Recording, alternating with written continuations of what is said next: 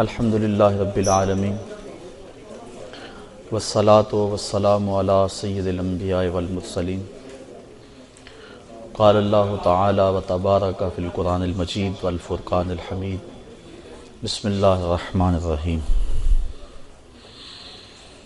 الذین یؤمنون بالغیب ویقیمون الصلاة ومما رزقناہم ينفقون والذین یؤمنون بما انزل الیک وما انزل من قبلک وبالآخرۃ ہم یوقنون صدق اللہ مولانا العظیم وصدق رسولہ النبی الکریم الرؤوف الرحیم اللہم نور قلوبنا بالقرآن وزین اخلاقنا بالقرآن وادخلنا الجنۃ بالقرآن ونجنا من النار بالقرآن قال اللہ تعالی وتبارک فی شان حبیبہ مخبرا وآمرا ان اللہ وملائکتہ یصلون علی النبی یا ایہا الذین آمنوا صلوا علیہ وسلموا تسلیما الصلاۃ والسلام علیکم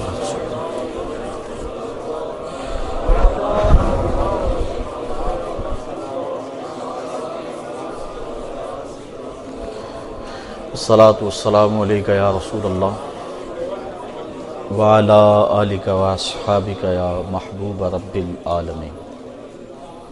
تمام حمد و ثنا، تعریف و توصیف اللہ جل مجدہ الکریم کی ذات پاک کے لیے جو خالق کائنات بھی ہے اور مالک شش جہات بھی۔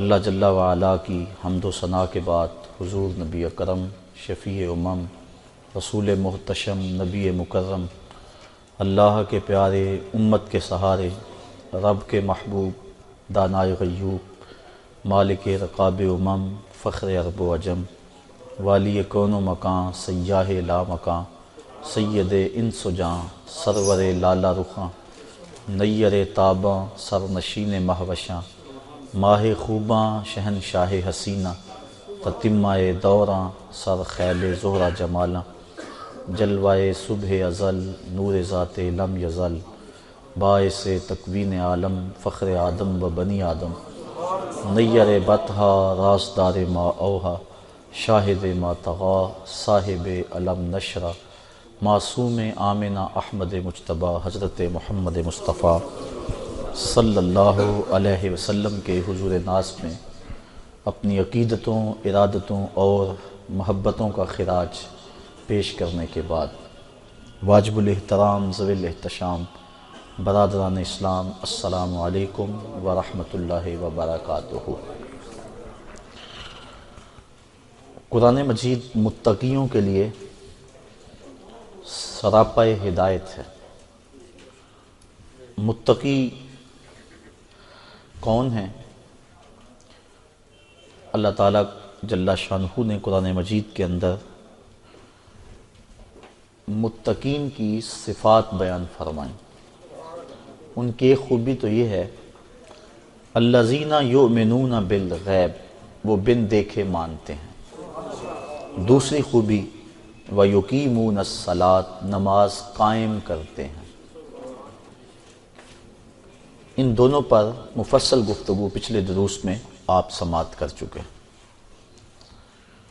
متقیوں کی تیسری خوبی وَمِمَّا رَزَقْنَاهُمْ يُنْفِقُونَ، ہم نے جو ان کو عطا کیا وہ اس سے خرچ کرتے ہیں۔ کس سے خرچ کرتے ہیں؟ جو ہم نے ان کو دیا۔ مالک کی کیسی کرم نوازی، خود دے کر عطا کر کے پھر کہتا ہے مجھے قرض دے دو، اور پھر اگر تم مجھے دو گے تو میں اس کے بدلے میں تجھے کئی گنا عطا کروں گا۔ کیسا سودا ہے اور کتنا نفع بخش سودا ہے۔ متقیوں کی یہ صفت بیان فرمائی گئی کہ وہ اللہ کی راہ میں خرچ کرتے ہیں اس کے دیے ہوئے سے۔ قاضی بیضاوی رحمۃ اللہ تعالی علیہ فرماتے ہیں کہ یہاں صرف مال ہی مراد نہیں ہے، راہ خدا میں صرف مال خرچ کرنا ہی مراد نہیں، بلکہ جو بھی انہیں دیا گیا وہ علم ہے تو علم بانٹتے ہیں، وہ روحانیت ہے تو روح کا نور بانٹتے ہیں، جو صلاحیتیں ان کو دی گئیں اس کو راہ خدا میں خیرات کرتے ہیں، لٹا دیتے ہیں، تو جو راہ خدا میں خرچ کیا جائے خرچ کرنے سے کم نہیں ہوتا۔ عقل انسانی کہتی ہے کہ اگر تم مال راہ خدا میں دو گے تو کم ہو جائے گا، لیکن اللہ تعالیٰ غنا کا وعدہ دیتا ہے کہ تم میرے راستے میں دو گے تو میں اور بڑھا دوں گا۔ تو جن کو اس کے وعدے پہ یقین ہے تو وہ راہ خدا میں لٹاتے رہتے ہیں اور لٹانے سے کبھی کم نہیں ہوا۔ میں مثال دیا کرتا ہوں کہ پرانے دور میں پانی نکالنے کے لیے کنویں ہوا کرتے تھے، بعد میں مختلف ذرائع پانی کو نکالنے کے لیے آ گئے، ہینڈ پمپ آ گئے، ٹیوب ویل آ گئے۔ اب وہ جو پرانے کنویں تھے ان کو کسی نے بند نہیں کیا، لیکن آج اگر کہیں جا کے کوئی کنواں پرانا موجود ہو کسی بستی میں، آپ جا کے دیکھ لیں، ایک تو ان کا پانی بہت گہرا ہے، دوسرا اگر نکالو گے تو متعفن اور بدبودار ہے۔ اس کو کسی نے بند نہیں کیا تو وہ خود بخود پانی رک کیوں گیا اور خود وہ متعفن اور بدبودار کیوں ہو گیا؟ تو جب کنواں اپنا فیض باہر دیتا تھا نیچے سے سوتے پھوٹتے تھے، جتنا باہر دیتا تھا اللہ روز اسے عطا کرتا تھا، اور جب اس نے باہر دینا چھوڑ دیا تو اس کو جو ملتا تھا وہ بھی بند ہو گیا، اس کے سوتے خشک ہو گئے، اب نہ اس میں تازگی رہی، نہ ٹھنڈک رہی، نہ برودت رہی، اور نہ اس کے اندر وہ پاکی رہی۔ تو اگر راہ خدا کے اندر دیتے رہو گے اللہ تمہیں عطا کرتا رہے گا، اور اگر ہاتھ روک لو گے تو پھر وہ جو مال رکا ہوا ہے، جس طرح کنویں کا رکا ہوا پانی متعفن اور بدبودار ہو جاتا ہے تو یہ مال وبال بن جاتا ہے، اور قیامت کے دن مختلف صورتوں کے اندر ظاہر ہوگا۔ سانپ کی صورت کے اندر بندے کو ڈسے گا اور کہے گا آنا کنزوں کا آنا مالوں کا، میں تیرا خزانہ ہوں، میں تیرا مال ہوں، جس کو تو سنبھال سنبھال کے رکھا کرتا تھا۔ تو کتنے خوش نصیب وہ ہیں جو اپنے مال کو راہ خدا میں غریبوں پر، مسکینوں پر، بیواؤں اور یتیموں پر، دکھیوں اور بیماروں پر، مساجد پر، مدارس دینیہ پر، رفاع عامہ کے کاموں پر، اپنے دکھی بہن بھائیوں کی مدد کے لیے اپنے مال کو خرچ کرتا ہے۔ اللہ تعالیٰ جل شانہ نے اس کے لیے کتنی برکتیں اور رحمتیں رکھی ہیں، اور جب دیا ہوا ہی اسی کا ہے، اپنا تو کچھ تھا ہی نہیں۔ حضرت ابو دہدا رضی اللہ تعالیٰ عنہ ایک صحابی، جب یہ آیت کریمہ نازل ہوئی کہ من ذا الذی یقرض اللہ قرضا حسنا، کون ہے جو اللہ کو قرض حسنا دے، تو وہ حضور کی خدمت میں حاضر ہوئے۔ عرض کی حضور کیا اللہ نے واقعی ہم سے قرض مانگا ہے؟ فرمایا ہاں اللہ نے ہم سے قرض مانگا ہے۔ تو انہوں نے حضور کا ہاتھ پکڑا اور ایک سمت لے کر چل دیے۔ آگے ایک باغ تھا جس میں کھجوروں کے 600 درخت تھے، وہ حضرت ابو دہدا کی ملک تھا، اور اس کے اندر ہی ان کی رہائش تھی، کل اثاثہ اور سرمایہ ان کا وہی باغ تھا۔ تو پھر پوچھا حضور کیا اللہ نے واقعی ہم سے قرض مانگا ہے؟ حضور نے فرمایا ہاں اللہ نے ہم سے قرض مانگا ہے۔ کہا پھر آپ گواہ بن جائیے سودے کے، یہ باغ میں نے اللہ کو قرضے میں دے دیا، اور اب اس باغ کے اندر داخل نہیں ہو رہے، بلکہ باہر کنارے پہ کھڑے ہو کے اپنے بچوں کو اور اپنی بیوی کو آواز دیتے ہیں یا ام دہدا، اے دہدا کی امی بچوں کو لے کر جلدی باہر آ جا، یہ باغ اب ہمارا نہیں رہا، میں نے اللہ کو دے دیا۔ اب وہ پاک باز خاتون، اس کا جذبہ دیکھیے، اس نے جلدی جلدی سامان سمیٹا، جلدی جلدی بچوں کو لیا اور باغ سے باہر آ رہی ہے۔ یہ نہیں کہتی کہ ابو دہدا تم نے کیا کیا، یہی تو ہمارا کل سرمایہ تھا، اب کہاں جائیں گے، بلکہ اس کے لبوں کے اوپر یہ لفظ تھے رابحہ بیعو کا یا ابا دہدا، رابحہ بیعو کا یا ابا دہدا، دہدا کے ابو تو نے بڑا نفع والا سودا کر لیا، تو نے بڑا نفع والا سودا کر لیا۔ تو یہ اہل تقوی کی صفت ہے کہ وہ راہ خدا میں خرچ کرتے ہیں، اور راہ خدا میں خرچ کر کے اگر خوشی ہو تو یہ علامت ہے تقوی کی۔ بعض وقت مجبوراً خرچ کرنا پڑ بھی جاتا ہے ریا کے لیے، نمائش کے لیے، لیکن وہ جو اللہ کی راہ میں خرچ کرتے ہیں محض اللہ کی رضا کے لیے، اور جب اللہ کی رضا کے لیے خرچ کیا جائے تو پھر قلب کو فرحت ملتی ہے، اور خصوصاً جب انسان پوشیدگی سے خرچ کرتا ہے۔ یہ بات ذہن میں رکھیں، راہ خدا میں پوشیدگی سے خرچ کرنے کا بھی حکم ہے اور اعلانیہ خرچ کرنے کا بھی حکم ہے۔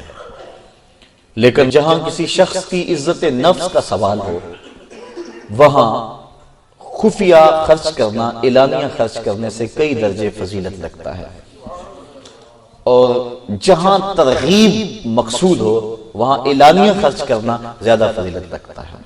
مثال کے طور پہ کسی ادارے کے لیے، مسجد کے لیے، یا کسی ایسے شخص کے لیے جس کا نام سامنے نہ ہو، اگر فنڈ مانگا جائے اور ہزاروں لوگ بیٹھے ہوں تو ایک بندہ اس نیت سے کہ میں دوں گا اور مجھے دیکھ کر دوسرے بھی ترغیباً دیں گے، تو پھر اس کی نیت ریا کی نہیں ہے، اس کی نیت لوگوں کو ترغیب کی ہے۔ اور حضور علیہ السلام نے غزوے کے لیے، ایک جہاد کے لیے فنڈ مانگا تو ایک صاحب اٹھے اور انہوں نے حضور کی بارگاہ میں اپنی استطاعت کے مطابق مال پیش کیا۔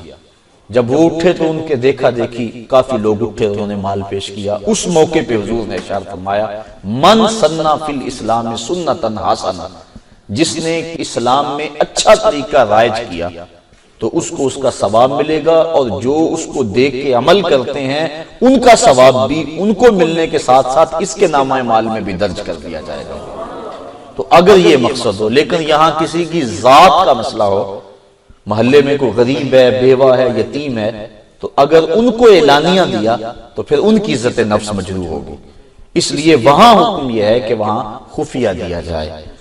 آج کل تو رواج بن گیا ہے نا کہ کسی کو عید کے موقع پہ آٹے کا ایک پیکٹ بھی دینا ہوتا ہے تو اخبار نویسوں کو بلایا جاتا ہے، فوٹوگرافر کو، کہ ہماری تصویر کھینچو اخبار پہ لگے کہ ہم غریب کو دے رہے ہیں۔ غریب کی غربت کا اشتہار لگایا جاتا ہے۔ اللہ کے محبوب علیہ السلام ارشاد فرماتے ہیں 7 اشخاص ایسے ہیں قیامت کے دن جب کوئی سایہ نہیں ہوگا اللہ انہیں اپنے عرش کا ٹھنڈا سایہ نصیب فرمائے گا۔ ان میں سے ایک شخص فرمایا رجل تصدق بصدقۃ فاخفاها حتى لا تعلم شماله ما تنفق يمينه، کہ جس آدمی نے صدقہ کیا اور ایسے خفیہ انداز میں کیا کہ دائیں نے خرچ کیا بائیں ہاتھ کو خبر نہ ہو سکی۔ فرمایا قیامت کے دن جب دھوپ کڑک رہی ہوگی اور کسی کو کوئی سایہ نہیں ملے گا، ان 7 اشخاص میں سے ایک یہ شخص بھی ہے جس کو اللہ اپنے عرش کا ٹھنڈا سایہ نصیب فرمائے گا۔ تو خفیہ کسی کی اعانت کرنا ایک تو ریا کا شائبہ ختم ہو جاتا ہے، اور ویسے بھی ریاکاری کو شرک اصغر کہا گیا ہے۔ اللہ تعالیٰ قیامت کے دن ریاکار جب اپنے عمل کو پیش کریں گے، مالک میں نے فلاں عمل کیا، تو اللہ ارشاد فرمائے گا تم نے میرے لیے تو کیا ہی نہیں تھا، تم نے تو لوگوں کے دکھاوے کے لیے کیا تھا، ان سے داد لینے کے لیے کیا تھا، وہ تجھے مل گئی، جس لیے کیا تھا وہ تجھے حاصل ہو گیا، اب میرے پاس تیرا اجر تو نہیں ہے۔ تو آج ہمارا رواج ہو گیا کہ ہم مسجد میں پنکھا بھی لگوائیں تو تینوں پروں پہ اپنا نام ضرور لکھواتے ہیں، برائے سال ثواب فلاں صاحب۔ اللہ کو نہیں پتا کس کے لیے دیا جا رہا ہے، ضرور لکھ کے لگانا ہے۔ باہر واٹر کولر نصب کرائیں تو اس کے اوپر نام ضرور لکھواتے ہیں کہ فلاں کی جانب سے سال ثواب ہے۔ اللہ کو نہیں پتا کس کی نیت کی ہوئی ہے، یہ اللہ نیتوں کو جانتا ہے۔ تو اگر ترغیباً کسی کی نیت ہو تو پھر اس پہ اعتراض نہیں ہوگا، لیکن اگر اس لیے کہ لوگ کہیں کہ فلاں نے کیا ہوا ہے تو یہ ریا بن جاتا ہے، اور ریا کو شرک اصغر کہا گیا ہے، اور اس سے بچنے کی تاکید ارشاد فرمائی گئی ہے۔ تو وہ جو اللہ کی راہ میں خرچ کرتے ہیں متقیوں کی، یہ تیسری صفت بیان فرمائی گئی۔ دوسری صفت نماز تھی، بدنی عبادت، اور راہ خدا میں خرچ کرنا یہ مالی عبادت ہے۔ تو وہ بدنی عبادت بھی کرتے ہیں، مالی عبادت بھی کرتے ہیں۔ بعض بات انسان 100 نفل سے پڑھنے کا کہا جائے تو ساری رات پڑھتا رہتا ہے، لیکن اس کو مالی قربانی دینے کا کہا جائے تو اس کے لیے وہ ہچکچاہٹ محسوس کرتا ہے۔ شب رات کی ساری رات جاگتا ہے، شب قدر کی ساری رات جاگتا ہے، اور کروڑوں اربوں خربوں ہونے کے باوجود راہ خدا میں لٹانے سے گریز کرتا ہے۔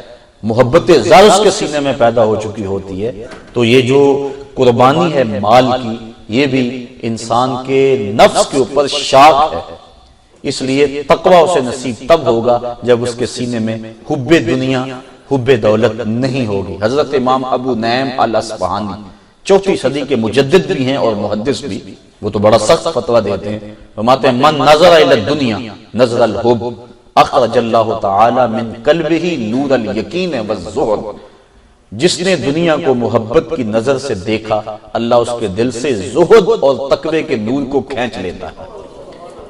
تو جس کا اڑنا بچھونا ہی دنیا بن جائے، جو شب و روز رہے ہی اسی ادھیڑ بن میں، 2 اور 2 4 کے چکر میں بس ہم ہر وقت پڑے رہتے ہیں، اللہ کے دیے پہ راضی نہیں رہتے، اس کو دینا تو دور کی بات، اس کی راہ میں آج کل بڑا مسئلہ چل رہا ہے کہ پیسے ڈبل ہو رہے ہیں، اور ہر بندہ اس بات سے کہ یہ کتنا شدید ترین گناہ ہے، سود کا ایک درہم 70 مرتبہ زنا کرنے سے بھی بدتر ہے، لیکن ہم نے کبھی اس کی پرواہ نہیں کی، بس مال ڈبل ہو جانا چاہیے، اور شب و روز اس کے لیے، حالانکہ فرمایا سود دینے والا، سود لینے والا، سود لکھنے والا، سود کی رقم میں گواہ بننے والا سب برابر ہے۔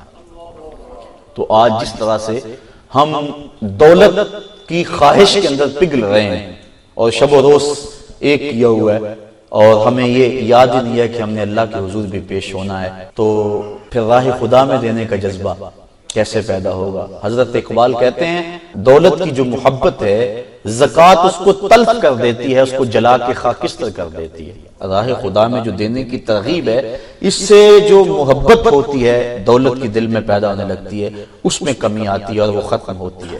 اس لیے تقویٰ تبھی نصیب ہوگا کہ جب انسان راہ خدا میں خرچ کرے گا، اور اگر وہ جوڑ جوڑ کے رکھے گا تو یہ توکل کے خلاف ہے۔ بزرگ فرماتے ہیں کہ مال را طمع مکن، مال کی طمع نہ کرنا، بس اس کے لکھے پہ راضی رہو، طمع نہ کرنا، اور اگر تمہیں ملے تو پھر اس کو منع نہ کرنا، اور اگر لے لو تو پھر اس کو جمع نہ کرنا، نہ طمع کرنا، نہ منع کرنا، نہ جمع کرنا۔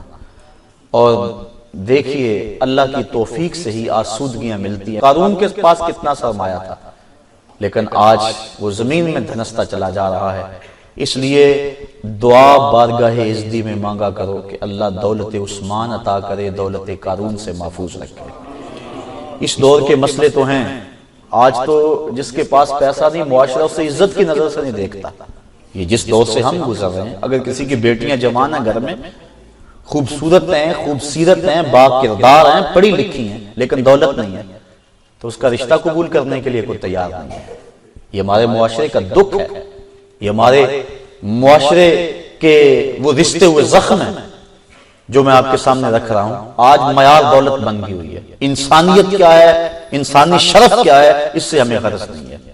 اس لیے دوڑ لگی ہوئی ہے، تو جب عزت ملتی یہاں سے ہے، پیر صاحب بھی دولت سے راضی ہوتے ہیں، مولوی صاحب بھی دولت سے راضی ہوں گے، اولاد بھی دولت سے راضی، بیوی بھی دولت سے راضی، ہر شے دولت سے ہی حاصل ہوتی ہے، تو پھر دوڑ لگ گئی اور اچھے برے کی تمیز ختم ہو گئی، اور دولت ہی معیار شرافت قرار پایا۔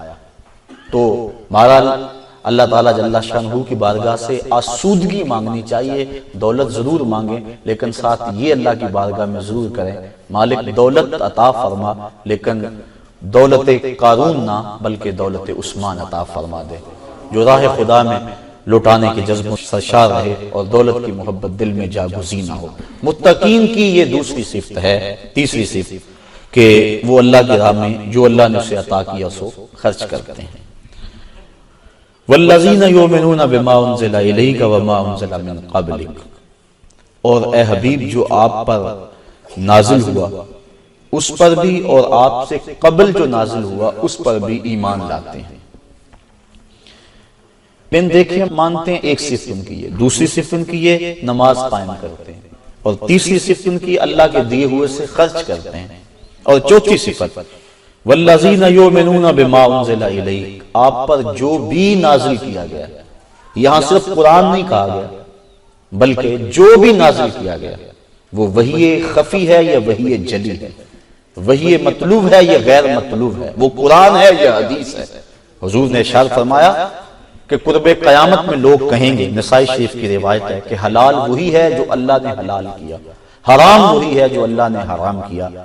فرمایا انما اوتیت القرآن ومثلہ معہ، مجھے قرآن بھی دیا گیا اور قرآن جتنے اور علم بھی میرے سینے میں رکھے گئے، اور جس کو میں حرام قرار دے دوں وہ اللہ تعالیٰ کا حرام قرار دیا ہوا ہے، اور جس کو میں حلال قرار دے دوں وہ ایسی ہے جس کا اللہ نے حلال قرار دیا۔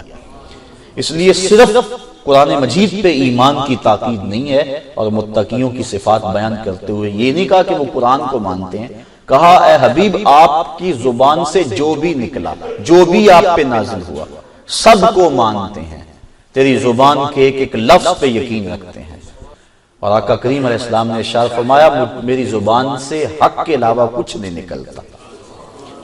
جب حضور گفتگو کرتے تھے ایک صحابی لکھ لیتے تھے، بعض نے کہا کہ حضور کبھی غصے میں بھی ہوتے ہیں، کبھی حضور مزاح میں بھی ہوتے ہیں، بعد میں آنے والے تو نہیں یہ کیفیت معلوم کر پائیں گے کہ یہ بات غصے میں کہی گئی ہے یا یہ بات حالت مزاح میں کہی گئی ہے، تو آپ نہ لکھا کریں۔ انہوں نے لکھنا چھوڑ دیا۔ اگلے دن اللہ کے محبوب علیہ السلام جب گفتگو فرمائی تو دیکھا کہ آج ان کا قلم حرکت میں نہیں ہے۔ فرمایا لکھتے نہیں ہو؟ عرض کی حضور مجھے روک دیا گیا کہ حضور کبھی غصے میں ہوتے ہیں، کبھی حضور مزاح میں ہوتے ہیں، اور تم لکھ لیتے ہو، بعد میں آنے والے اس کا ادراک نہیں رکھ پائیں گے۔ آقا کریم علیہ السلام نے فرمایا اکتب فوالذی نفسی بیدہ ما خرج منی الا الحق، فرمایا لکھو مجھے قسم ہے اس رب کی جس کے قبضے میں میری ذات ہے، میری زبان سے حق کے علاوہ کچھ نہیں نکلتا۔ اور نکلے بھی کیسے؟ جب خدا نے فرمایا وما ینطق عن الہوی ان هو الا وحی یوحی، میرا نبی اپنی مرضی سے نہیں بولتا، جو خدا کہتا جاتا ہے نبی بولتا چلا جاتا ہے۔ تو حضور اللہ کی رضا کے بغیر ایک حرف بھی زبان سے نہیں نکالتے، اس لیے جو بھی حضور کہیں وہ دین ہے۔ حضور کے کہنے سے دین بنتا ہے، حضور کے بولنے سے دین بنتا ہے، حضور کے عمل سے شریعت بنتی ہے۔ اس لیے یہ نہیں کہا کہ صرف وہ حضور کے سینے پہ نازل ہونے والے قرآن مجید پہ ہی ایمان رکھتے ہیں، کہ حبیب آپ پر جو بھی نازل ہوا اس پر ایمان لاتے ہیں۔ وما انزل من قبلک، اور آپ سے قبل جو نازل ہوا، تورات، زبور، انجیل، صحف ابراہیم، صحف موسیٰ، 3 کتابیں اور 100 صحیفے کم و بیش، تو یہ جو کچھ نازل ہوا ان سب پر وہ ایمان اور یقین و اذعان رکھتے ہیں۔ من قبلک کہا، من بعدک نہیں کہا۔ معلوم ہوا کہ حضور کے بعد کوئی نبی نہیں آنا تھا، حضور کے بعد کوئی رسول اور پیغمبر نہیں آنا تھا، اس لیے کہا جو آپ سے قبل نازل ہوا اس پہ یقین رکھتے ہیں، اس پہ ایمان لاتے ہیں، اور بعدک نہیں کہا تو حضور کی ختم نبوت پر یہ بہت بڑی دلیل ہے کہ اللہ تعالیٰ نے کہا وہ متقی وہ ہیں جو آپ پر جو نازل ہوا اس پر ایمان لاتے ہیں، اور آپ سے قبل جو نازل ہوا اس پر ایمان لاتے ہیں۔ حضور سے قبل جتنی بھی کتابیں نازل ہوئیں ہمارا یقین ہے وہ اللہ کی سچی کتابیں ہیں، تورات، زبور اور انجیل اور باقی صحیفے، وہ حضرت موسیٰ علیہ السلام پہ اترے، حضرت شیس علیہ السلام پہ اترے، حضرت ابراہیم علیہ السلام پہ اترے، اور دیگر انبیاء علیہ السلام پہ جو صحائف وقتاً فوقتاً نازل ہوتے رہے، وہ اب ہمارے پاس وہ موجود نہیں ہیں۔ اور جو انجیل، زبور یا تورات مختلف کتابیں جو موجود بھی ہیں وہ اپنی اصلی صورت میں موجود نہیں ہیں، بلکہ ان کے اندر تحریف ہو گئی ہے۔ یہود و نصارہ نے ان کے اندر کمی بیشی کی ہے، اپنی خواہشات نفس کو شامل کر دیا ہے۔ اللہ کی وہ سچی کتابیں تھیں لیکن انہوں نے اپنی خواہشات کو گھسیڑ دیا اس کے اندر، اور اس کی آیات کے اندر تبدیلی کی۔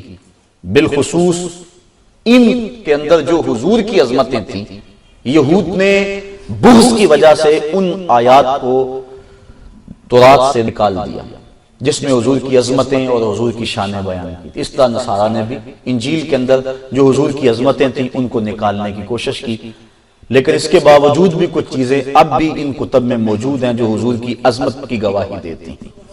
ہمارا یقین ہے کہ ان کتابوں میں جو بھی اللہ کا کلام ہے اور اس سے جو نکال دیا گیا سب پہ ہم یقین رکھتے ہیں۔ ایمان ہمارا ہے لیکن عمل ہمارا صرف قرآن پہ ہوگا۔ ہمارے لیے اسلام ما قبل جملہ دیان کا ناسخ اور قرآن جملہ کتب کا ناسخ، اس لیے ان کو سچا ماننے کے باوجود ہمارا عمل قرآن مجید پہ ہوگا۔ جس طرح باقی جتنے بھی اللہ کے نبی ہیں ہم سب کو اللہ کا سچا نبی مانتے ہیں، بلکہ علماء نے یہاں تک تاکید فرمائی کہ یہ نہ کہو کہ 1,24,000 بلکہ 1,24,000 کے ساتھ کم و بیش کا لفظ ضرور استعمال کر لو۔ کیوں کہ یہ تو پکی اور قطعی بات نہیں ہے کہ 24,000 ہے۔ اگر 24,000 سے کم ہیں تو کچھ ایسے لوگ کہ جو نبی نہیں تھے، غیر نبی تھے، ان کی نبوت کا اقرار کیا، یہ بھی کفر۔ اور اگر 24 سے زائد ہیں اور تم نے 24 تک حصر کر دیا، اور جو 24 سے زائد ہیں تو پھر ان کی نبوت کا انکار لازم آیا۔ اس لیے جتنے بھی ہیں علم خدا میں ہیں، ہمیں قطعاً اس کا علم نہیں ہے کہ ان کی جو ہے وہ تعداد کتنی ہے، اندازہ ہے۔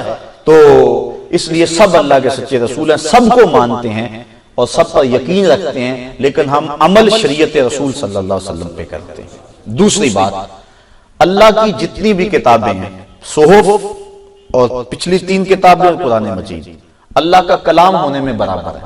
یہ بات ذہن میں رکھے. یہ جو کہا جاتا ہے قرآن مجید افضل ہے، تو افضل کس معنی میں ہے؟ باقی جو کتابیں تورات، زبور، انجیل، وہ بھی تو اللہ کی کتابیں اور وہ بھی اللہ کا کلام، اور یہ بھی اللہ کا کلام. تو اللہ کا کلام آپس میں ایسا ہو سکتا ہے کہ کوئی افضل ہو اور کوئی مفضول ہو؟ وہ تو اللہ کا کلام ہے. تو جو افضل کہا جاتا ہے وہ اس معنی کے اندر ہے کہ اس کی تلاوت کرنے سے ثواب زیادہ ہوتا ہے. ورنہ اللہ تعالیٰ کا کلام نفس کلام ہونے میں سارا برابر ہے، وہ قرآن مجید میں ہو یا دیگر پچھلی کتابوں کے اندر، چونکہ کلام تو اس کا ہے، لہٰذا اس میں فرق نہیں ہوگا. نفس کلام میں وہ برابر ہے، لیکن ثواب زیادہ ہوتا ہے. اس اعتبار سے ہم کہتے ہیں کہ یہ قرآن مجید افضل ہے. جس طرح قرآن مجید کی بعض صورتوں کو بعض صورتوں سے افضل کہا جاتا ہے. سورہ یاسین کو فضیلت والی صورت کہا جاتا ہے. سورہ اخلاص ثلث سے قرآن کا ثواب ملتا ہے، اس لیے اس کو فضیلت والی صورت کہا جاتا ہے. اس طرح مختلف صورتیں، سورۃ الکوثر ہے جن کی فضیلت احادیث کے اندر موجود ہے، تو وہ اس معنی کے اندر ہے کہ ان کے پڑھنے سے ثواب زیادہ ہوتا ہے تو سارا قرآن اللہ کا کلام. اسی طرح ساری کتابیں اللہ کا کلام، لیکن فضیلت جو ہے وہ قرآن مجید کو اس معنی کے اندر ہے کہ اس کی تلاوت کرنے سے وہ زیادہ ثواب نصیب ہوتا ہے. نفس کلام ہونے میں ساری کتابیں اللہ کی برابر ہیں اور ہم اس بات پہ یقین رکھتے ہیں. جس طرح ہم نبیوں کو ماننے کے بارے میں کہتے ہیں لا نفرق، ہم رسولوں میں سے کسی میں تفریق نہیں کرتے، تو وہاں بھی ماننے میں ہے کہ نفس ایمان میں کسی میں ہم تفریق نہیں کرتے. یعنی جس طرح حضور کو اللہ کا نبی مانتے ہیں، اس سے قبل جتنے بھی نبی ہوئے ہیں ان کو ماننے کا یقین بھی ایسے ہی ہے جس طرح حضور کو ماننے کا یقین ہے. یعنی اس میں ادنا بھی فرق نہیں ہے کہ کسی کو کم مانتے ہوں یا کسی کو زیادہ مانتے ہوں. ماننے میں ہم تفریق نہیں کرتے. آگے ان کی عظمتیں اور ان کی شانیں وہ قرآن نے بیان کر دی کہ تلک الرسل فضلنا بعضهم على بعض منهم من کلم اللہ ورفع بعضهم درجات. اللہ اکبر. کہا کہ یہ رسول ہم نے ایک دوسرے کو ایک دوسرے پہ فضیلت دی. کچھ تو ایسے ہیں کہ جن سے اللہ نے کلام کیا اور کچھ ایسے ہیں جو فضیلتوں میں سب سے آگے بڑھ گئے. تو اللہ کی تمام کتابوں پہ یقین رکھتے ہیں جو حضور سے قبل نازل ہوئے، یہ متقیوں کی صفت ہو. وما انزل من قبلک، حبیب جو آپ سے پہلے کتابیں نازل ہوئیں، پہلے جو کچھ نازل ہوا، من بعدک نہیں کہا گیا. اب ایک اور سوال، اور وہ یہ کہ پچھلی کتابیں تورات ہے، زبور ہے یا انجیل، سب اللہ کی کتابیں ہیں. اللہ نے ان کی حفاظت اپنے ذمہ کرم پہ نہیں لی، اور قرآن مجید کی حفاظت اپنے ذمہ کرم پہ لی. کیوں؟ آخر وہ بھی تو اللہ کی کتابیں تھیں، وہ بھی تو اس کا مقدس کلام تھا، وہ بھی تو اسی نے نازل کیا. تو اس کی حفاظت اللہ تعالیٰ نے کیوں فرمائی اور قرآن مجید کی کیوں نہ فرمائی، اور اس کی حفاظت اللہ تعالیٰ نے کیوں فرمائی؟ ان کے اندر تحریف را پا گئی، لیکن قرآن مجید کے اندر تحریف را نہیں پا سکتی. کوئی اس کے ایک حرف کو بھی نہیں بدل سکتا. آخر اس کی وجہ کیا؟ اس کی من جملہ وجوہات میں سے ایک وجہ یہ کہ اگر پچھلی کتابیں جتنی بھی آئی ہیں اور صحف جو آئے ہیں ان میں اگر امت تبدیلی کر لیتی ہے، تحریف کر لیتی ہے، تو کوئی بات نہیں، اس کی جگہ نئی کتاب آنے والی ہے، نئی شریعت آنے والی ہے، نیا نبی پیغام حق لے کر آنے والا ہے.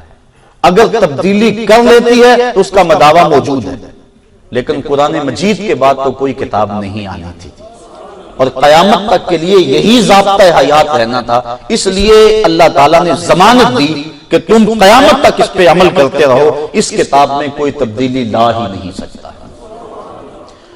یہ ختم نبوت کی یہ بھی ایک دلیل جو قرآن مجید کو غیر متغیر کہا گیا. حضور نبی رحمت صلی اللہ علیہ وسلم کی حفاظت اللہ نے اپنے ذمہ کرم پہ لی. اللہ تعالیٰ نے کہا واللہ یعصمک من الناس، اے محبوب تیری حفاظت ہم کریں گے. 70 انبیاء علیہ السلام کو بنی اسرائیل نے قتل کر دیا، شہید کر دیا. کتنی سخت زیادتی کی. اللہ کے نبی لیکن شہید کر دیے گئے. حضور علیہ السلام کی حفاظت اللہ نے اپنے ذمہ کرم پہ لے لی کہ محبوب نہیں، تمہاری حفاظت ہمارے ذمہ کرم پہ ہے. اللہ اکبر. اور پھر جس کی حفاظت اللہ کے ذمہ کرم پہ ہو، فانوس بن کے جس کی حفاظت ہوا کرے، وہ شمع کیا بجھے جسے روشن خدا کرے. تو کیسے اس چراغ کو بجھایا جا سکتا ہے؟ تو پچھلے انبیاء علیہ السلام کی حفاظت کا اس طرح ذمہ اللہ تعالیٰ نے کیوں نہ لیا اور حضور کا کیوں لیا؟ اس کی بھی یہی وجہ ختم نبوت کی دلیل ہے کہ پہلے انبیاء علیہ السلام اللہ کے دین کی تکمیل کے لیے اور دین کی تبلیغ کے لیے آئے تھے، اور اگر کوئی نبی شہید ہو جاتا ہے تو اس کی جگہ دوسرا نبی آ کے اس مشن کو آگے بڑھائے گا۔ اب حضور کے بعد تو کوئی نبی آنے والا نہیں ہے، اس لیے اللہ نے اپنے محبوب کی حفاظت، جس طرح قرآن کی حفاظت اپنے ذمہ کرم پہ لی، اپنے محبوب کی حفاظت بھی اپنے ذمہ کرم پہ لی کہ محبوب آندھیاں چلیں، طوفان آئیں، جو مرضی ہو، تیرا کوئی بال بھی بیکا نہیں کر سکتا، اس لیے کہ تجھ سے دین کی تکمیل ہونی ہے اور میری توحید کا غلغلہ اور چرچا ہونا ہے پوری کائنات کے اندر، اس لیے میں تیری حفاظت اپنے ذمہ کرم پہ لیتا ہوں۔ یہاں ایک اور حساس مسئلہ عرض کر کے آج کی گفتگو کو ختم کرنا چاہوں گا، چونکہ یہ بات ختم نبوت پہ آ گئی ہے اور یہ ساری باتیں آپ سمجھ رہے ہیں، اور یہ بات آخری عرض کر کے میں آپ سے اجازت چاہوں گا۔ اللہ تعالیٰ کے محبوب حضور نبی رحمت صلی اللہ علیہ وسلم نے 40 سال تک اعلان نبوت نہیں کیا، اس کے بعد حضور نے اعلان نبوت کیا۔ حضور سے قبل جو انبیاء علیہ السلام آئے، حضرت عیسیٰ علیہ السلام نے آغوش مادر میں کہہ دیا انی عبداللہ آتانی الکتاب وجعلنی نبیہ، میں اللہ کا بندہ ہوں، اللہ نے مجھ کو کتاب بھی دی ہے اور نبی بنا کر مبعوث کیا ہے۔ تو ماں کی آغوش میں کہہ رہے ہیں حضرت عیسیٰ علیہ السلام، اور حضرت عیسیٰ علیہ السلام کے بارے میں ہمارا عقیدہ کیا ہے کہ آپ آسمان کی طرف اٹھا لیے گئے ہیں، آپ وما قتلوہ وما صلبوہ، نہ سولی چڑھائے گئے اور نہ قتل کیے گئے، قرآن نے بتایا، بلکہ اللہ تعالیٰ نے آسمان پہ اٹھا لیا۔ قرب قیامت میں حضرت عیسیٰ علیہ السلام تشریف لائیں گے، شادی فرمائیں گے، اولاد ہوگی، یہودیوں عیسائیوں کے ساتھ جنگ کریں گے، صلیب کے نشان کو توڑیں گے، عساکر اسلامیہ کی قیادت کریں گے، یہودیوں کو قتل کریں گے، عیسائیوں کو قتل کریں گے، اللہ تعالیٰ اسلام کو فتح دے گا، اتنی کامیابی ہوگی کہ کوئی یہودی زندہ نہیں بچے گا، یہاں تک کہ اگر کسی پتھر کی اوٹ میں چھپ جائے گا، کسی جھاڑی کے پیچھے کوئی یہودی چھپ جائے گا تو وہ جھاڑی اور پتھر بول کے گواہی دیں گے، مسلمان مجاہد کو پکار کے اس کا پتہ دیں گے، ادھر آؤ میرے پیچھے یہ چھپا ہوا ہے، اور پھر اسلام کا غلبہ ہوگا اور پوری دنیا پہ اسلام کا ہی چرچا ہوگا اور روشنی اور اجالا پھیل جائے گا، امن قائم ہوگا پوری دنیا کے اوپر۔ تبھی حضرت عیسیٰ علیہ السلام کا انتقال ہوگا، اور پھر حضور علیہ السلام کے گنبد خضرا میں حضور کے قدموں کی جانب خالی قبر موجود ہے جو حضرت عیسیٰ علیہ السلام کے لیے مخصوص ہے، حضور کے قدموں میں دفن ہوں گے۔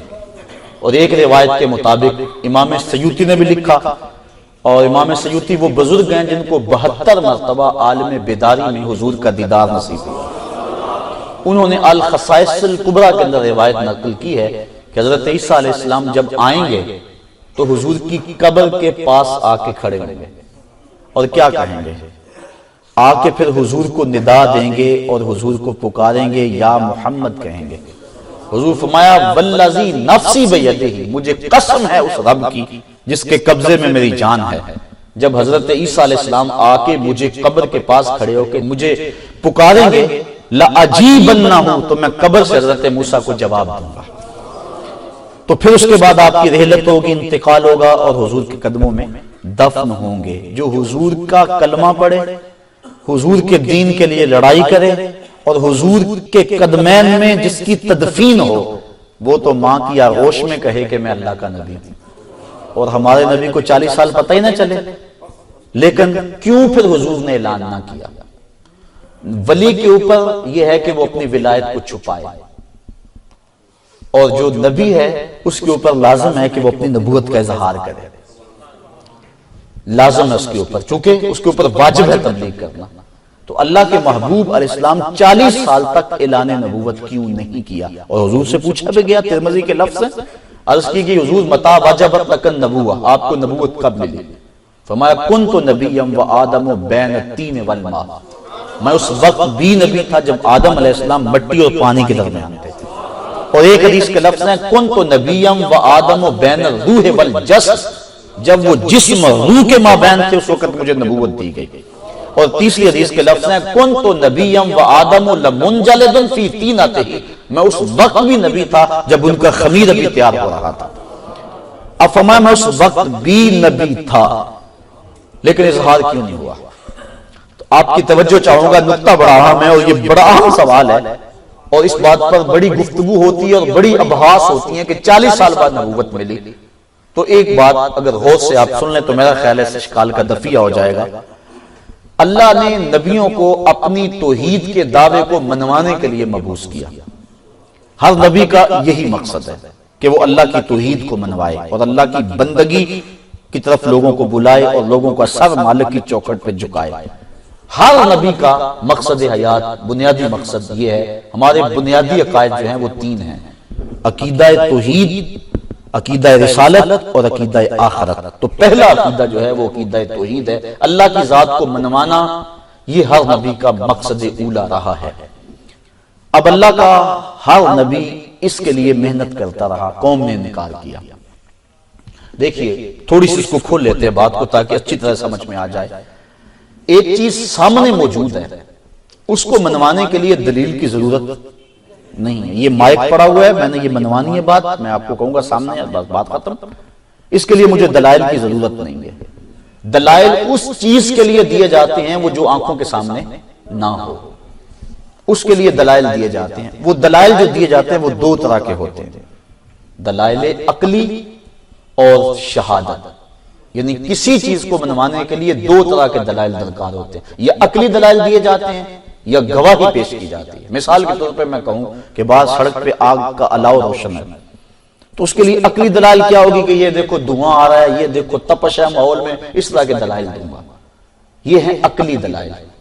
اور گواہی کیا ہے کہ میں کسی شخص کو یہاں بھیجوں اور وہ دیکھ کر آئے، وہ گواہی دے، اس کی گواہی پہ آپ اس بات کو مان لیں، اس چیز کو جو نظروں سے اوجھل ہے۔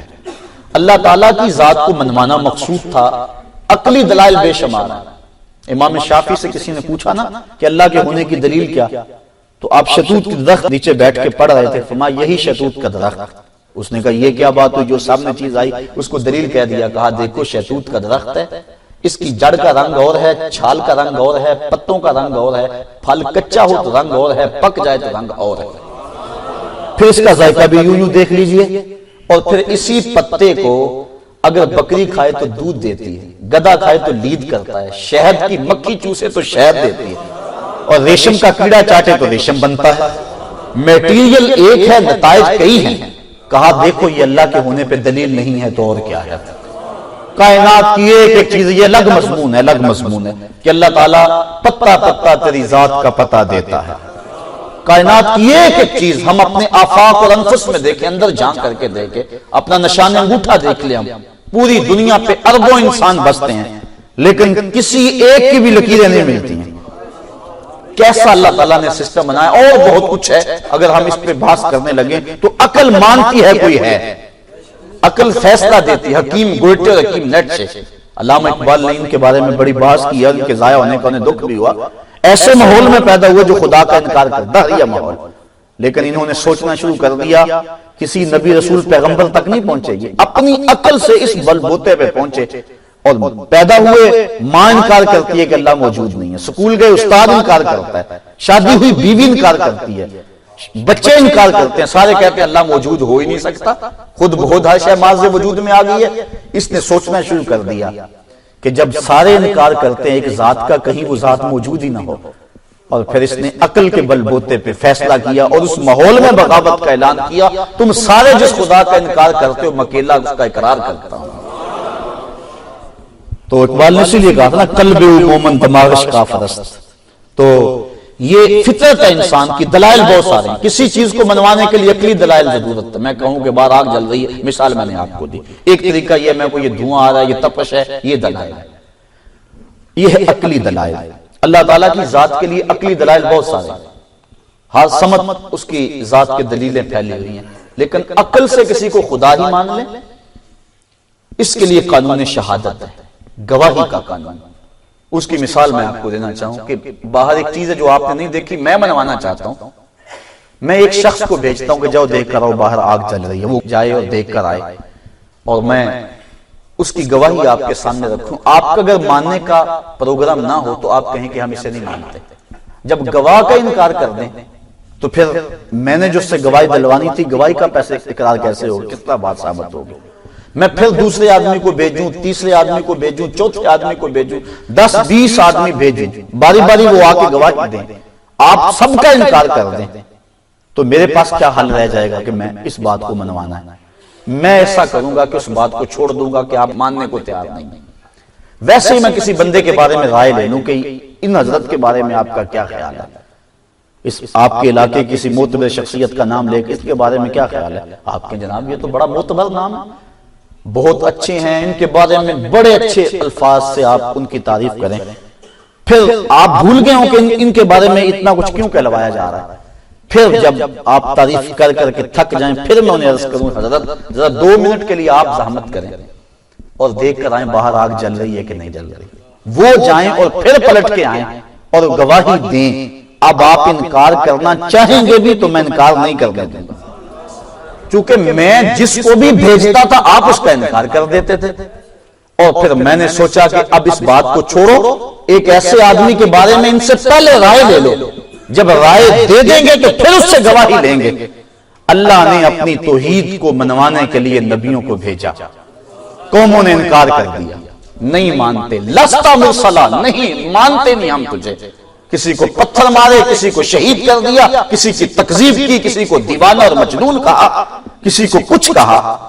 اب حضرت عیسیٰ علیہ السلام تک اتنی بڑی گواہی کہ ماں کی آغوش میں بول رہے ہیں، اللہ کی توحید کی گواہی دے رہے، لیکن قوم نے کہا ہم تجھے نہیں مانتے، تو تیرے دعوے کو کیسے مانیں؟ اب 600 سال گزر گئے، اب قوم اس قصے کو بھول گئی۔ اس کے بعد فاران کی چوٹیوں سے جو نور اٹھنا تھا، اگر حضور بھی آغوش مادر میں کہہ دیتے کہ میں اللہ کا رسول ہوں اور مان لو اللہ کو، تو قوم کہتی ہم تجھے نہیں مانتے، تجھے نہیں مانتے تو پھر تیری بات کو کیسے مانے؟ کہا محبوب 40 سال تک تو نہیں بولنا، 40 سال ذرا میں ان سے پوچھ لوں کہ تیرے بارے رائے کیا رکھتے ہیں۔ لوگ کہتے ہیں 40 سال پتہ نہیں چلا تھا، میں کہتا ہوں یہ حوصلہ ہے حضور کا۔ آج کوئی ناظم بن جائے نا، اتنی دیر تک وہ چین سے بیٹھتا نہیں جب تک فائرنگ کر کے پورے محلے کو بتا نہیں دیتا کہ میں کونسلر ہو گیا ہوں، میں ناظم ہو گیا ہوں۔ بچہ سکول سے پاس ہوئے نا 3ری کلاس سے، تو آج اس کی ٹور بدل جاتی ہے، گھر میں آتا ہے آج سلام لینا بھول جاتا ہے، پہلے کہتا ہے امی میں پاس ہو گیا ہوں۔ اتنا بھی اس سے برداشت نہیں ہوتا، انسان کو جو عزت ملے وہ جلدی جلدی لوگوں تک پہنچا دینا چاہتا ہے۔ میں سلام نہ پیش کروں محمد عربی کے حوصلے کو، سر پہ ختم نبوت کا تاج سجا ہے، 40 سال بولتے نہیں، اگر وہ بھی پہلے دن بول دیتے تو قوم کہتی ہم تجھے مانتے نہیں۔ کہا 40 سال تک محبوب تو نہیں بولنا، 40 سال تک ذرا یہ بول لیں۔ اب انہوں نے کہا تو صادق بھی ہے، تو امین بھی ہے، اپنی امانتیں بھی حضور کے گھر میں رکھ دیں، اور یہ بات باہر سے آنے والے کافروں کو بھی کہتے، اپنا اعتماد بحال کرنے کے لیے حضور کے نام کی قسمیں کھاتے۔ اللہ اکبر، جب 40 سال گزر گئے، صادق کہہ لیا، امین کہہ لیا، حلف الفضول کے معاہدے کے اندر اپنا پنچ مان لیا، جب عظمتوں کی گواہی دے دی اور گھر میں امانتیں رکھ دی، 40 سال بیت گئے، اب آقا نے سب کو بلایا، کہا اگر میں کہوں، حضور ایک اونچی جگہ پہ کھڑے ہو گئے اور فرمایا کہ میں کہوں کہ پہاڑ کی اس جانب سے ایک لشکر آ رہا ہے اور وہ تمہیں کچل دے گا، میری بات کو مانو گے؟ چونکہ میں اونچی جگہ پہ کھڑا ہوں اور میں تمہیں بھی دیکھ رہا ہوں اور ادھر بھی دیکھ رہا ہوں، اور تم چونکہ نیچے ہو، تم صرف ایک سمت کو دیکھ رہے ہو۔ حضرات صوفیہ فرماتے ہیں یہاں سے حضور کا اشارہ اپنے مقام نبوت کی طرف تھا کہ میں نبوت کی اس اونچی جگہ کھڑا ہوں، میں تمہیں بھی دیکھ رہا ہوں، آخرت کو بھی دیکھ رہا ہوں، تمہاری نظر تو صرف دنیا پر ہے اور میری نظر آخرت پہ بھی ہے۔ اگر میں کہوں ایک لشکر آ رہا جو تمہیں کچل دے گا، مانو گے؟ انہوں نے کہا نظر نہ بھی آیا ہم کہیں گے ہم اندھے ہیں تم سچے ہو۔ کہا اتنا یقین ہے میری صداقت پہ؟ کہا یقین ہے تبھی تو امانتیں رکھی، یقین ہے تو تبھی تجھے صادق و امین کہتے ہیں۔ کہا پھر مان لو اس رب کو جس کا میں پیغام لے کر آیا ہوں۔ اب انہوں نے کہا تبا لک ہنالک سائل یوم الہذا جماعتنا، یہ ابو لہب نے کہا کہ معاذ اللہ، اس نے اب انکار کیا کہ تیرا ہاتھ ٹوٹ جائے، معاذ اللہ تو نے ایسی بات کیوں کہی، ہم نہیں مانتے، الزام لگایا جھوٹ کا۔ اب جب گواہ پہ بحث مکمل ہو جائے عدالت کچہری کے اندر، گواہی اس وقت ملتی ہے جب پہلے گواہ پہ بحث مکمل ہو جاتی ہے۔ یہ ایڈوکیٹ اگر کوئی وکیل صاحب بیٹھے تو ذرا وہ اس کو زیادہ اچھے انداز سے سمجھ سکتے ہیں، سمجھا سکتے ہیں۔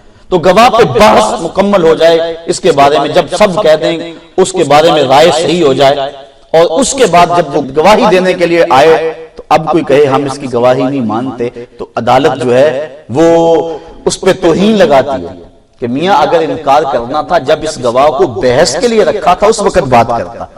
اب گواہ پہ بحث مکمل ہو گئی، اب موقع گواہی پہ پہنچا، اب تجھے حق نہیں ہوتا، حق کو پہنچ سکتا کہ اب گواہ پہ بات کرے۔ گواہ پہ بات کرنی تھی تو پہلے کرنی تھی، تو عدالت اس کو قدرن لگاتی ہے کہ تجھے اب کوئی حق نہیں، خاموش ہو جا، کہ اب تو نے بات کرنی تھی تو پہلے کہاں گیا تھا جب گواہ پہ بات ہو رہی تھی۔ 40 سال تک اس گواہ پہ بحث ہوتی رہی جو اللہ کی توحید کا گواہ تھا، اور جب بات گواہی پہ آ گئی انہوں نے صادق امین کہہ لیا، اب جب انہوں نے انکار کیا اب توہین عدالت لگی۔ تبت یدا ابی لہب وتب، تیرے دونوں ہاتھ ٹوٹ جائیں، پہلے کہاں گیا تھا؟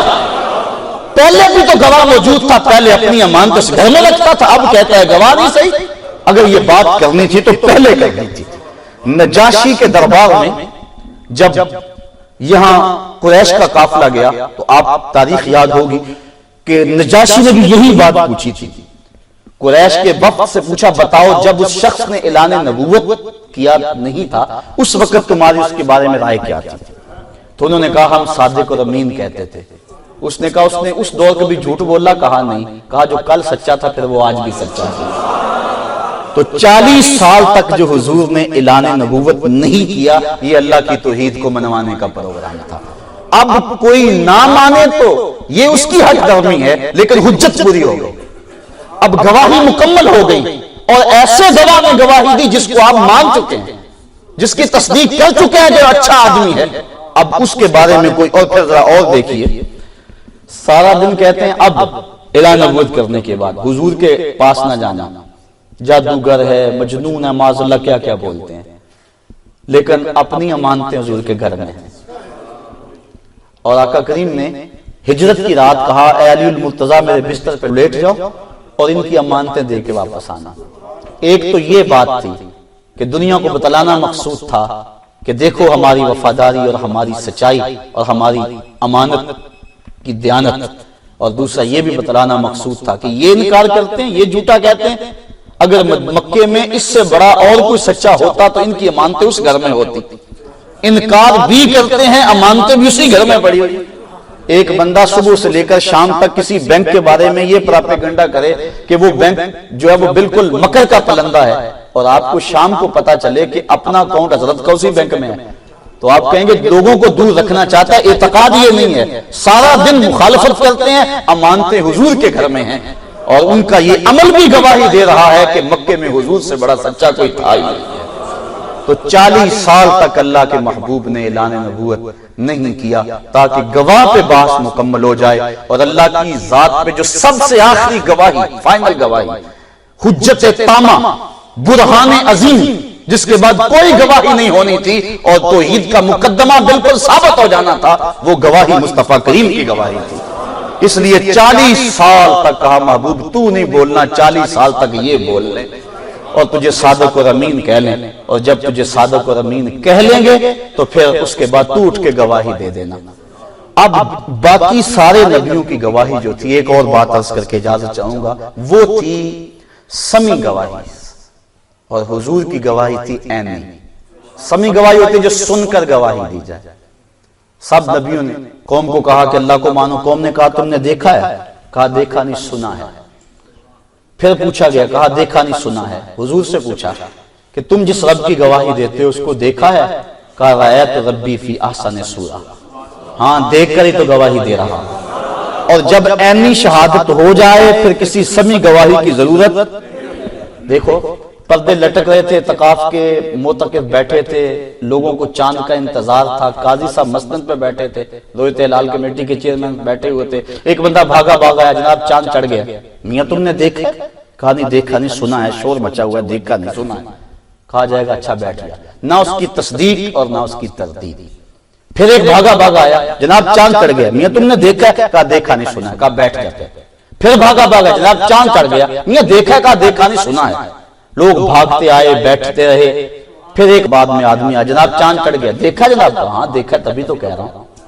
کہا جو پہلے آئے تھے وہ بھی سچے، پردے اتار دو، عید کا اعلان کر دو، صبح اتنے بجے عید ہوگی، قاضی صاحب نے اعلان کر دیا، لوگ گھروں کو جانے لگے۔ پھر ایک بندہ بھاگا بھاگا آ گیا، جناب چاند طلوع ہو گیا، میاں تم نے دیکھا ہے؟ کہا نہیں سنا ہے۔ کہا میاں اگر سنا تھا تو پہلے آتا۔ جب دیکھنے والا آ گیا پھر سننے والے کی گنجائش باقی نہ رہی۔ جب مصطفیٰ آ گئے ختم نبوت کی مہر لگ گئی۔ اب قادیان سے اٹھ کر کوئی کہے گا ہے میں نے بھی سنا ہے، تو کہا جائے گا میاں تو اپنے گھر بیٹھ، اگر تم نے سنا ہوتا تو پہلے آتا۔ اب دیکھنے والا آ گیا، اب کسی اور کی گنجائش باقی نہیں۔ انا خاتم النبیین لا نبی بعدی، میں آخری نبی ہوں، میرے بعد کوئی نبی نہیں۔